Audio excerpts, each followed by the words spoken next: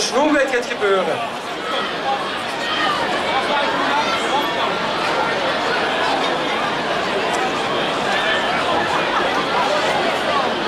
We moeten heel even plaats maken, maar dan wordt het wel action.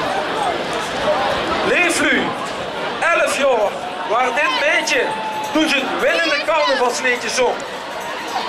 Als ze 15 is, brengt ze er eerst een plaat uit. En in 2012 zong ze met 14.000 man in de hooi. Leeflu, ik begon deze aankondiging met een beetje.